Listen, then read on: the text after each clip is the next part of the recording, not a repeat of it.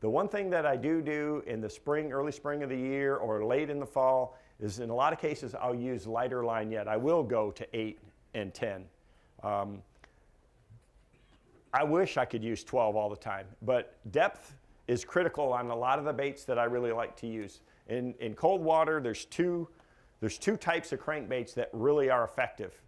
Crankbaits that have a real tight, subtle action and flat sides to them, and crankbaits that have an extremely wide action with a lot of wobble, say like a wigglewort, or for me it's a Strike King Series 4 is one that is a great cold water crankbait. It has a super wide wobble to it, and you can really get it down on the bottom and just crawl it along. So the fish are not near as aggressive when the water's 40 degrees out there, and you know, you're not cranking with as much speed, so it's not near as hard around the zebra mussels and the sharp rocks and riprap and things like that as far as nicking up your line.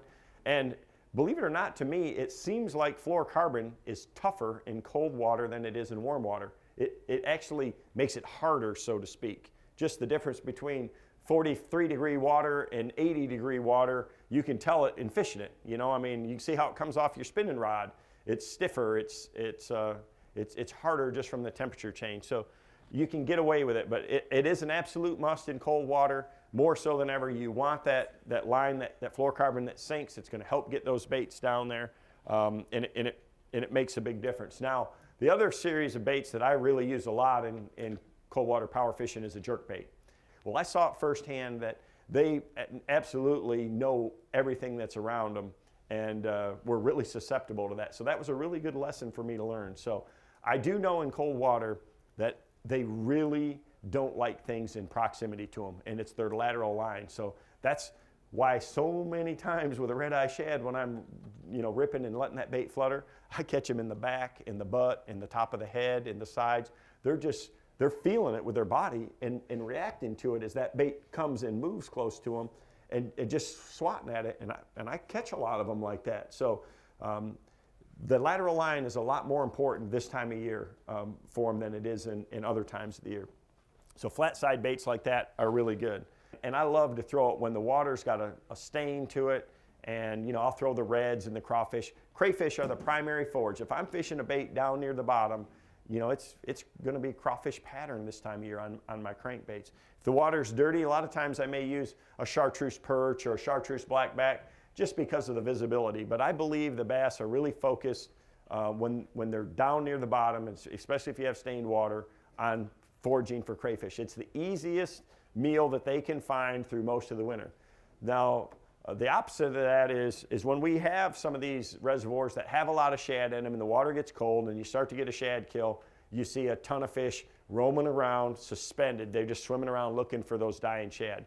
One of the first telltale clues that you're going to have of that is you're going to see seagulls just all over the lake, just coming around and occasionally going down and getting shad. If I see that, if I ever see that, I know absolutely 100% that I'm going to catch them jerking. If that water's clear enough for them to see my jerkbait, I absolutely know a jerkbait is going to be a primetime player. And then it's just a matter of getting a bait that's going to be into that depth zone. You know, last year we developed a new I did a new jerkbait for Strike King that's a really special deep bait. Good question. When do you use a rattle and when do you not? Just like I told you before, I can't promise you when the best time to use the standard rattling one is, or to change it up. But one thing I have found is that changing sound can be the first thing I do before I change colors or change baits, because once you hit a school of fish, whether you're cranking a ledge or you know you're in this time of year they're bunched up in a lot of places. The one thing that I know for sure is that you have a short window of time to keep that group going and biting. And I've tried to say, well, hey, you know, you get a few and they quit biting your red-eye shad or you quit biting your crankbait, well, let's throw a jig or let's do a lot of times that just kills everything. So you got to get something in there in a pretty quick time frame. And more so than anything, instead of changing color, for me it's changing sound. So my new favorite cold water bait is the red-eye shad tungsten 2-tap. And the reason for that is not that the sound that it makes, because a regular red-eye shad, you know, with all the BBs is very effective. I've caught a jillion bass on it. So I don't know that it's necessarily the sound. What I love about the tungsten 2-tap because I'm always trying to get the bait deeper, is even though we call the half ounce a half ounce, it's heavier. I've weighed them, okay? And it sinks a little faster with the tungsten, and it fishes a little better in deep water. So we just came out with a 3/4 ounce version. It's brand new for this year. And so it's pretty much when I'm fishing cold water and I'm trying to fish deeper than a cast and retrieve depth with a red-eye shad, I'm using that tungsten 2-tap version and yo-yoing it. Back to the jerkbait real quick. A couple things on technique, and it's not really what this is about, but it's so critical when you're fishing a jerkbait to not overfish your bait. A lot of people get caught up in just casting it out there and reeling and jerking. Never move your jerkbait towards the boat with your reel. You should never pull your bait in with your reel.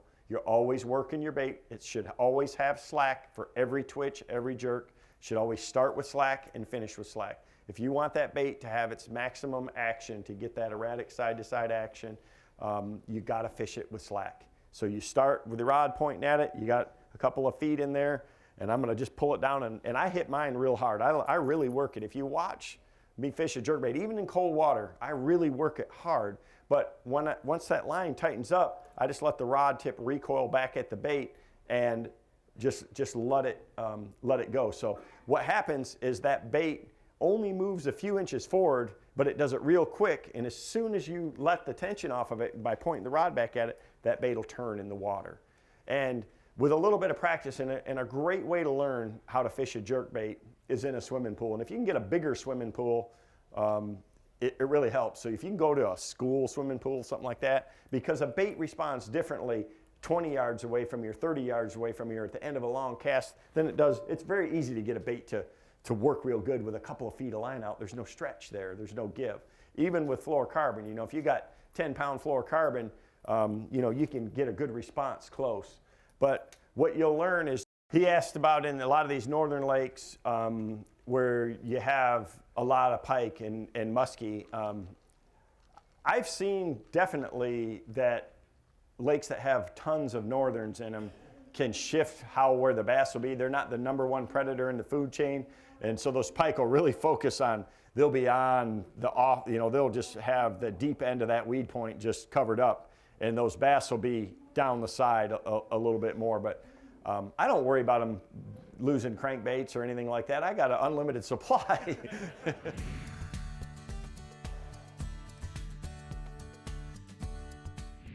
Welcome to Bass University TV, an online video training course where you'll learn champion bass fishing techniques from pro anglers Pete Glusek, Mike Iaconelli, and their talented special guests. From on the water to in the classroom, you'll learn sound techniques and strong fundamental bass fishing skills. Watch hours of video content on multiple topics at your own pace for a low monthly fee. Cancel at any time. Information is power in the sport of fishing, so learn from the very best. Subscribe to Bass University TV today.